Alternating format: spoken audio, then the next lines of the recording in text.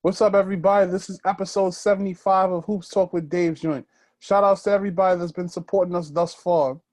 For those who haven't seen or heard of any of our episodes, go check it out on YouTube, Facebook, and IGTV. But tonight we have a very special guest here. He's one of New Jersey's rising coaches. He coaches at St. Peter's Prep in New Jersey. He's also one of the coaches of the Dominican Republic National Team for the youth, and also he's an educator in Hudson County. Today we have Mr. Alex Mirabel. Alex, thank you for coming on. No, thanks, Dale. I appreciate you having me here. I know you've been doing this since the quarantine, so it was a pleasure. I know you're gonna get to maybe like 100 very soon. So I saw the guests that you had on the podcast. So it's good to be part of the basketball community. It's really good seeing you. It's good talking hoops with you. So I really appreciate you having me on the show. Absolutely. So let's get started. So what's Alex Mirabel's coaching philosophy? I think for me, everything is about the character of what we're trying to have as a program, and you know we got to make sure like the system that we're trying to implement goes hand in hand with the players that we have. I've been very fortunate that St. Peter's Prep and the Dominican National Team has allowed me to invest myself in the things that I believe in, my philosophy to those programs. St. Peter's Prep has been great because, you know, the school is a very great education school. It's good academically. And so it goes hand in hand with my values as a coach, you know, studies first and everything else will take care of itself. So I've been very fortunate to be there. But it's basically the character of the guys that we have that really is the stone of my program. And you know, you get some talented players to buy into what we're trying to do, then everything, you know, works itself out. Indeed. So where did you grow up in? Where'd you grow up at, and what's the basketball culture like over there? Yeah, I'm a Jersey City guy. So this is for a long time. This is Hurley's city as far as basketball, and I've been very fortunate to admire him from afar. You know, I went to a near public school, so ever since I was a young guy, I used to go to the open gym. So I played with Bobby Hurley, Sean Burno, and those guys. You know, so watching those guys come in and out of the open gyms and you know just being able to play with them is you know it's great. So you know everything that he's been teaching, I try to implement in my program as well, especially the correcting the players and being very consistent with the fundamentals. So trickles down to that too. He's somebody that I really look up to and really admire for the years that he's been coaching, and that's something that you know I'm very proud to say I'm from Jersey City, and I've learned from really good coaches. Charlie Brown at NJCU, the son is Mark Brown. Those really good coaches, Tom Ladacato from also in Marist, Jersey City, who's part of my staff. And there's so many other coaches, even my athletic director, you know, Rich Hansen, he's a football coach, but I've learned a lot from him too. It's a lot of stuff you can learn from those guys, approach players and things of that nature. So Jersey City is a great town of basketball, man. It's a good city to be in. Yeah, absolutely, man. So what were some of the tournaments that you liked playing in as a youth? I mean, I played for the Jersey City Boys Club. Back in the day, that was basically the pipeline to go to St. Anthony's, and all the great St. Anthony's players play for the Boys Club. But one of my favorite tournaments was always outside. You know, in Audubon Park here in Jersey City was great. We had a baby Rutgers back in the day that guys used to play on. That was really good to play on too. The semi-pro leagues in East Orange was really good. and the JSBL in South Jersey was good too. And It's still a good tournament. Yeah, and for a short period of time, Inglewood had a nice little pro league. A lot of guys from New York used to go to Inglewood Park and play there too. So that's some really good stuff that we have here in Jersey. Yeah, I mean, there's maybe a few tournaments for the kids and some tournaments for the adults. Yeah. You know what I'm saying? But I mean, I think probably might be one of the couple of the few tournaments that's out there are during the summer is the Hamilton Park. Yeah, Hamilton Park is good. Which you guys are in. I think the Zoo Crew tournament in Newark. Yeah. And, you know, some of the events that Jimmy Salmon puts together. Shout outs to Jimmy Salmon. Yeah. We're currently doing a full league with Jimmy Salmon. So he's always working and the stuff that he's doing is pretty good for the community and for the basketball world. Indeed. So, as a kid, you didn't want to go to St. Anthony's? St. Anthony's was always loaded with guards. So they had, during that era, they had Dwayne Lee, Donald Copeland, Elijah Ingram was in the same class as me. And you know, that was tough. And they had other guards there before, you know, them guys. They had Tony Tate. They had Tennyson with it. You know, the history is long. So I preferred to go to Dickinson High School, which at the time were really good. Public school across the street from my house. And I got a good experience there. And we actually won the counties in 2000, I would say it was like 20 years ago. Like 2010, yeah. So, you know, we had a really good group. We had a really good group over there. Shout outs to the graduating class of 2002 out of Dickinson High School. That's right, yeah. Talk about your 4 years at Dickinson. It was a really good experience. My freshman year, I played freshman, and we had a really, really good freshman team. And then that whole freshman group moved up to varsity, a sophomore. So we had like the top 5 guys moved up. Didn't see much playing time as a sophomore, but the experience was great. And then my junior year, I played varsity, and my senior year played varsity too. So out of my 4 years at Dickinson, we won 3 times, and then we won counties twice. So I had a really good experience as far as, you know, the counties. We had a really good team. Wow. But it was great. It was fun. So what led you to New Jersey City University? Or, well, yeah, NJCU. Yeah, NJCU. Well, basically, Charlie Brown recruited me out of Dickinson, and I used to always see him around. He used to always come to the AU games and high school games, and to me, it was like a no-brainer. I really liked the culture. I liked him as a coach, and that was the school I wanted to go to.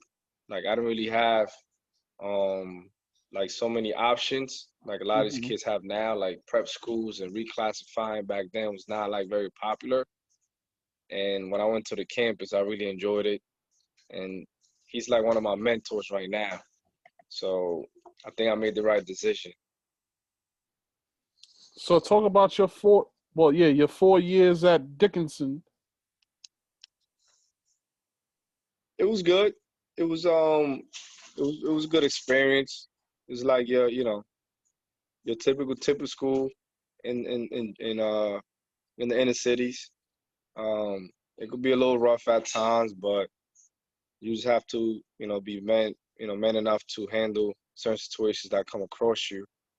But, it was a really good experience with the coach, Coach Drennan.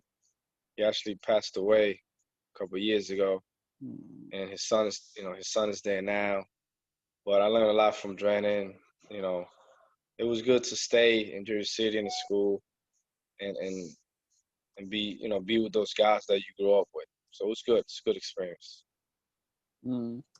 So you got your degree in 2007 from NJCU, and you went back and get your master's? Yeah, I got a master's in early elementary education. Okay. And then I have a minor in physical fitness too. Wow. That's what's up, man. Yeah, just working, man. Indeed. So after that, after NJC, while you were getting your master's, you became an assistant coach there. How did that opportunity come about? It was good. So I did 2 years at NJC. I did 3 years actually at NJCU. So right after I finished playing, I tried to go overseas to Puerto Rico, and then it didn't really work out for me. So I decided to coach with Mark Brown, which he just got the job that year, and I did 3 years there. And then I wanted to coach high school. I wanted to become a head coach, and I got the opportunity to be a JV coach at Dickinson High School. And then after that, I started being assistant coach at St. Peter's for 2 years. So I started coaching right after college. So I've been coaching for about 14 years straight. 14 years straight since I left college at 23. I've been coaching every year after that. Wow, man, that's big. So after NJCU went back to Dickinson, ironically, for 2 years. Mm-hmm. Talk about, coaching at the school, at the place where you were in high school, like 8 years prior. It's a whole different perspective, Dave. As a player, I didn't notice the work that you have to do, especially in a school like Dickinson, where it's a lot of distractions, right, all over the place. As you know, the inner city system for a lot of guys is not the easiest, man. So you have guys from different parts of Jersey City, different projects, different quote unquote hoods, and it was tough. Right. It was more of it was a challenge because you had to be more of a mentor, and you had to make sure that we're good in every aspect except for basketball. Mm-hmm. So it was a big reality for me because I never really understood how valuable those coaches were to me.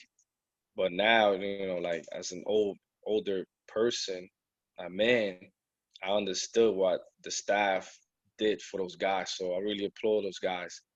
And things got a little harder. Like it's not like, the years at Dickinson were prime years. Dickinson High School hasn't reached finals yet since we left. Like they haven't won a county in 18 years. So more than that, 18 years. So I left 2002. So my last year at Dickinson, we won the counties. So ever since, they haven't won a county. So those were prime years for Dickinson, and it's tough. It's been really challenging. But I enjoy my time at Dickinson. I love the kids. They were tough kids. They love to be coached. But it was good. It was a good experience for me. Mm. So from there, you actually did a stint at Rutgers, Newark for 2 years. Talk about. I didn't go to Rutgers, no. NJCU. No, you were the athletic center building manager. Yeah. I did that for a little bit. Yeah. Yeah. So I worked there for like 2 years, and that was like a side job per se. So while I did that, I was still working at St. Peter's Prep. That's when I started working at St. Peter's Prep. Okay. So how did that come about? The St. Peter's Prep opportunity. My last year at Dickinson, I felt like I needed to move on, and a parent from an alumni was walking, and he said, "Hey, what are you doing as far as basketball?" And I said, "At this point, I'm looking for these opportunities."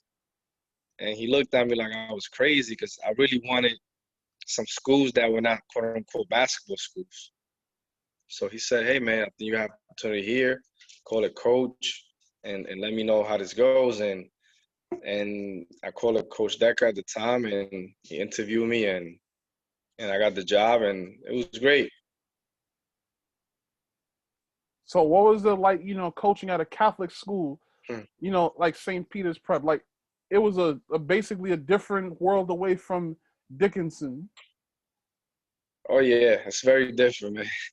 Mm-hmm. It's in every dimension, from the parents, students, basketball aspect, socially, culturally, it's a whole different atmosphere, in every way, because you're dealing with a different type of student athlete now. You might be dealing with a student athlete that may lack something that the kids from Dixon didn't have or they have. So those student athletes in Peter's Prep were more like you didn't have to worry about too many things with them as far as outside the court. The stuff with the St. Peter's Prep athlete at that time had to do with the basketball mindset. And in my opinion, at times, the kids from Dickinson, when you coach them, they really, really work hard because we may not have had the talent. So those kids were like dogs on the court. Mm-hmm. So I try to, even to this day, I try to implement that mindset. So sometimes a lot of my players won't play like that. So that's a huge adjustment for me. So I had to make sure I had to make my guys at St. Peter's understand what this whole thing was about. And that was a tough adjustment for me because I'm used to kids just playing hard because I play hard every day. Even right now, Dave, if I'm rocking, I'm playing hard, man. So I expect these guys to play hard like me. So you want those guys to be a reflection of you. And sometimes I didn't get that at St. Peter's Prep. Even now, I got to yell and motivate. But I understand it's part of the job, and it's fine. But, the kids were great. They embraced coaching. And from the moment I got to St. Peter's, it felt right. It was like where I needed to be at. Absolutely. 2013 comes, and you're promoted to the head coaching position.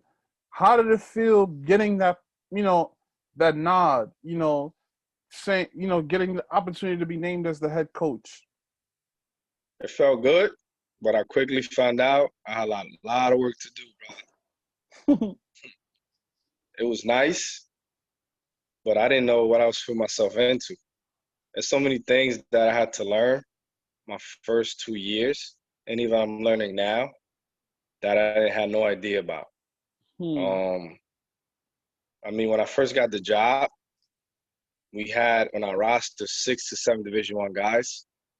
Wow. And they all transferred out. So the whole team left. Damn. So I had to start from scratch.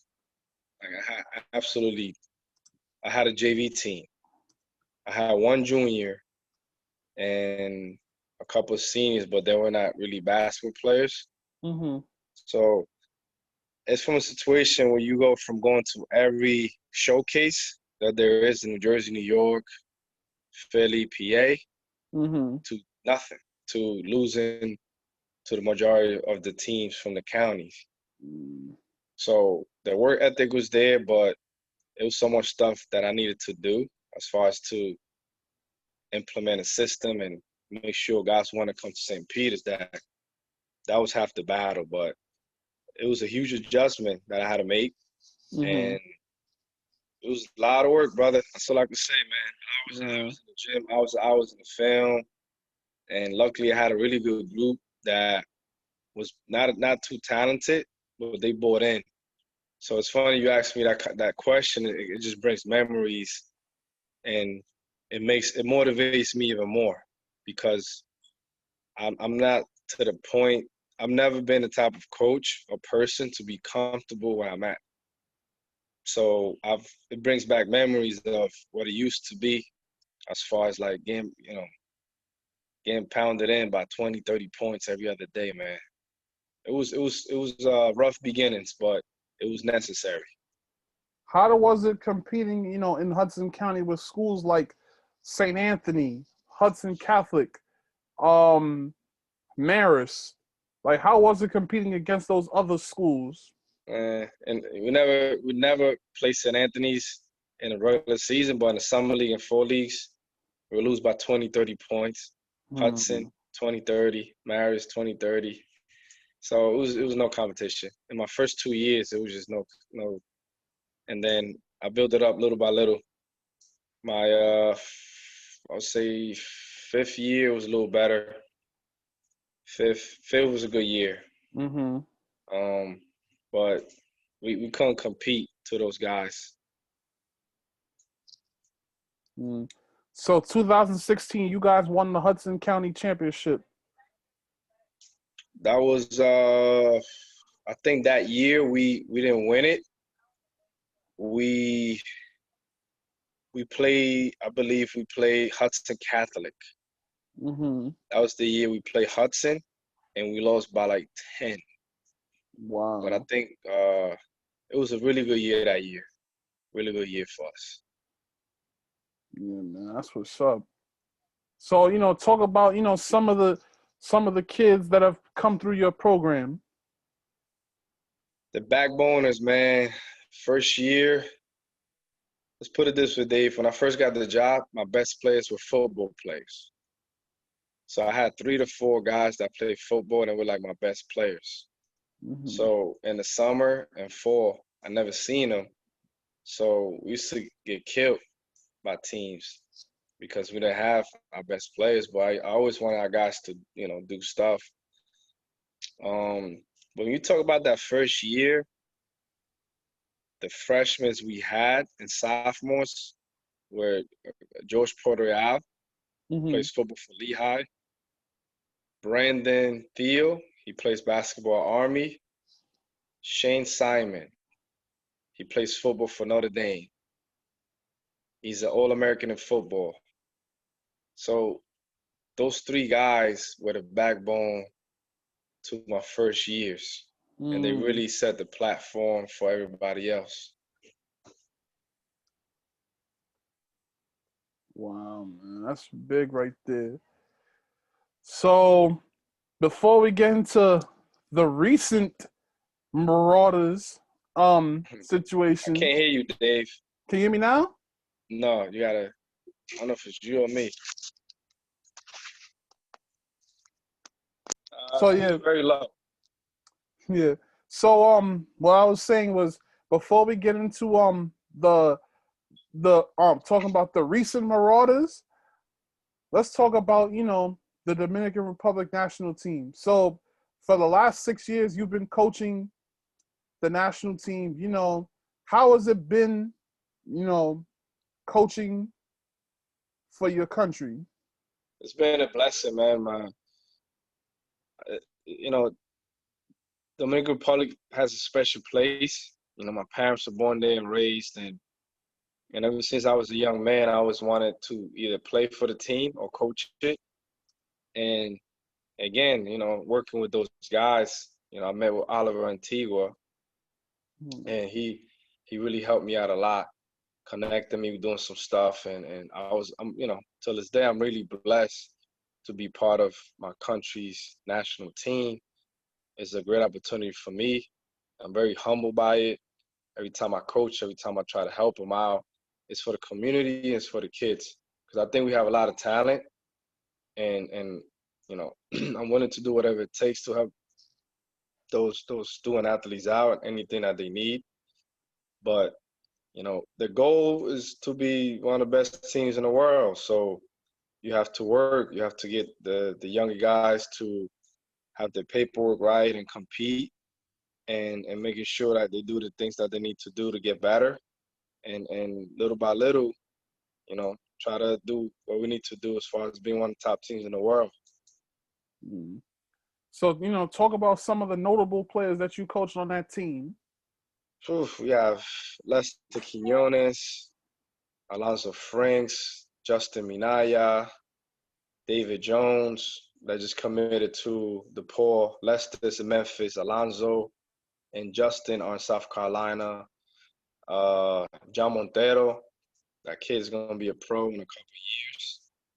He's playing in Spain. Men's team. He's only 16 years old, so he's playing pro already. You have you have a lot of Dominican talented players too. Mm-hmm. So that was good, to coach those guys too. Mm-hmm. This past season, I coached Koby Brea, Dayton, Alexis Reyes, which is one of the top prospects up north. He has, George Mason, Creighton, to say the least. I Mm-hmm. coached Rafael Castro this past year too. He has some great offers too. He's from New Jersey. So the list goes on and on and on, man. It's just a lot of players that participated. Jose Cuello, one of your guys from New York. Mm-hmm. Isaiah Thompson from New York. Isaiah Thompson just committed to Lafayette. Oh, I didn't know he Um, was Dominican. That's crazy. so, say, Dave, I found him, Dave. That's crazy. Yeah, his mom is Dominican. So, Wow. so, so it's a lot of talent out there, man. So Joel Soriano, Fordham, Mm-hmm. it's another guy. So we just trying to help them get the maximum exposure. And there's a lot of other players, Herasme from Marist. He's another guy. So I coach a lot of Matt people. Harassment, Yeah, yeah. Matt, yeah. So there's a Didn't he lot of play for guys, you at man. St. Peter's? He committed to St. Peter's, but then Dunn left to Marist and he followed Coach Dunn. No, I'm talking about St. Peter's Prep. No, he went to Don Bosco. Oh, that's right. Yeah, you're right. That's Don Bosco. He could ball though. Yeah, he's good. Yeah, man. So I mean, there's a lot of Dominican players coming up in the pros. The most notable so far is Carl Towns. Yep, Like, Carl, yep. how does it feel like, seeing somebody like Carl Towns do it big? I mean, he's what a lot of these Dominicans want to be like. They want to play in the NBA. They want to have the big contract. At the end of the day, they want to make some money. So he's one of the guys that a lot of kids look up to. And he's been a great role model. Mm-hmm. I don't know if you know, but his mom passed away due to COVID. Yeah, So man. Rest in peace. Jackie was a great soul, very supportive, and Carl understands what it is to be Dominican through her. And it was great that she imparted that in him. And he actually played for the Dominican National Team for a couple of years. So it was great for him to experience that and really understand, what it is to be a Dominican basketball player. Right. So now we can talk about the current St. Peter's regime. So last year you guys won 25 games. You guys had a real storybook season, and then the season ended due to COVID. Talk about last season. You could say last season was the best season I've had as a head coach. The talent was great. We had Will White as one of our leaders. Mike Farrell too was one of our leaders as two captains. And then the guard play was extremely, extremely helpful. Alif Bass, he's a junior. Mark Armstrong, a junior. Ray Forrest, a senior this year. So Gavin O'Farrell was a dominant piece. Josh Hobson played well for us at times. And then we had a really good group of young guys. Matt Kinsler, up-and-coming sophomore. Jackson Tyndall, up-and-coming sophomore too. Zion Fowler, sophomore. So we had a really good team. The guys got along. And we won the counties for the first time in a very long time. I think it was like 8 or 11 years since the last time in the county. So it was great. We lost to Bergen in double overtime for the state title for the parochial North. So there's a lot of room for us to work on. I told the guys that the county is extremely important because you want to be the best team in your city, and we have the majority of the guys coming back. So I need them to be as hungry and determined to try to win it again. Mm-hmm. So, I mean, what does it mean to have a guard like Mark Armstrong? I remember last year, that day that I came to see you guys play against Bayonne, he had Yeah. a college coach whose school, I won't say come to see him, but, you know, he's getting a lot of Division I attention right now. Like, talk about having him at the one. I think what makes Mark Armstrong a really good player is the team that surrounds him. He's able to have guys play his style of basketball. So he's able to have guys see what he sees on the court, and he's able to give guys the green light to let them do what they need to do. And once the guys see that in Mark, it gives trust for the guys they trust Mark, and they let Mark, you know, do what he needs to do. Mm-hmm. He plays very freely. We have to let him play freely, him and our guards. But he's a great talented player, and the biggest thing for him is to be able to make other players better, and he's working on that. So once he's able to do that, then I think his game is going to take to another level. So I try to speak to him and let him know, like, you don't always have to score the most points, but if you get other guys involved, assist, a hockey assist, then now you're taking your game to the next level. But athletically, speed, quickness, IQ, he's good. He's good. So we're glad to have him. He's actually got an offer from Kansas too. So that's a big one. That's a big one. So he gets it. He understands that it's a day-to-day process, and he works. And it's funny because he texted me, said, "Hey, coach, I got the Kansas offers." I said, "Good. Now I could coach you harder." Like, you know, even though I always coach him hard, but like the better offers he get as far as the majors, the harder I'm going to coach him. Right. Even though I still coach him hard, but he understands that, and he's receptive to be coached hard, and that's what I like about him. He gets it. Right. So, what's a regular game like at the barn? Oh, man, like, it's a rival game. It's big. Hudson Catholic game in the county, state games. It's a special place, man. It's tight, hot, you know. It's like a old school game, man, and crowd goes wild. And we feed off Marauder Nation. That's our guys, Marauder Nation. Yeah. We appreciate their support, the teachers, the athletic department.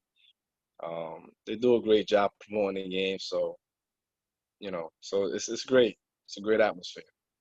I'm definitely come down there this year when you guys play Union City and Hudson Catholic at home.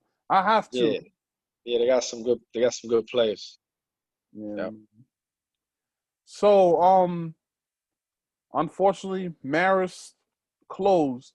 So, like, how does it feel like losing a team like that in HCIAL, and what does that do for the league? I mean, Marist was up and coming. They were doing a good job over there. They made it to the finals 2 years in a row. They were getting some great talent. Fortunately, we have one player named Hassan Jackson. He came over, very good player, strong. So, you know, that was a good addition for us. But the league is still a strong league, and you know, every game you have to coach because those guys know your tendencies. Those guys know the players' tendencies. So there's no easy matchups. So every day is a grind out, regardless of what school is open, what school is not open. The talent is always going to be really good. And the crowd factors is always a factor in away games. It's tough games. Yeah. It's a good conference. Right. So this is a question that I love to ask my guests before I lead up to the final question. Mm-hmm. So if you could go back in a time machine to 2002, what would you tell a younger Alex Mirabel at 18? Well, like, it's a good question. I think embrace the challenges and understand that things are not gonna be easy for you. And when things get hard, just keep at it.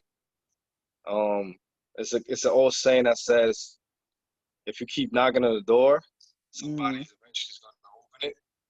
So just keep at it. Don't give up. Don't get discouraged. It's a lot of support out there because as a young person, you can't really see that. So that'd be my talk with my young self. Just keep at it, and you'll accomplish everything that you want in life as long as you don't give up. Final question. What's next in the future for Alex Mirabel and the St. Peter's Prep Marauders? You said, what's the future?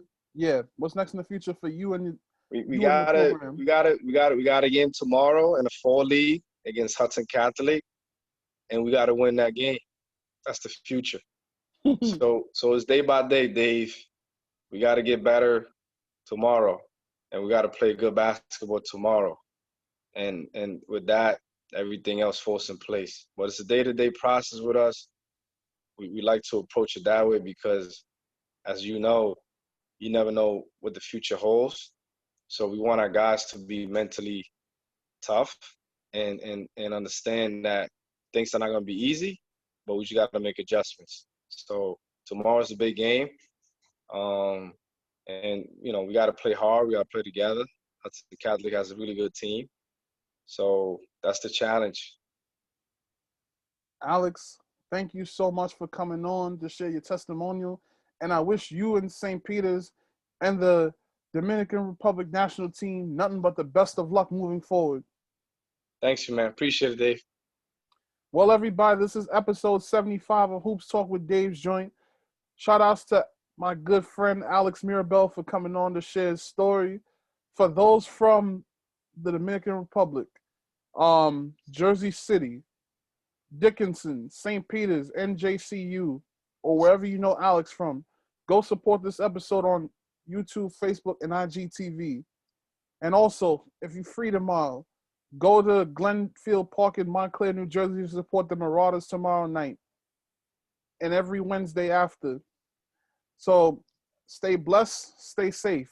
Peace. Thanks, Dave.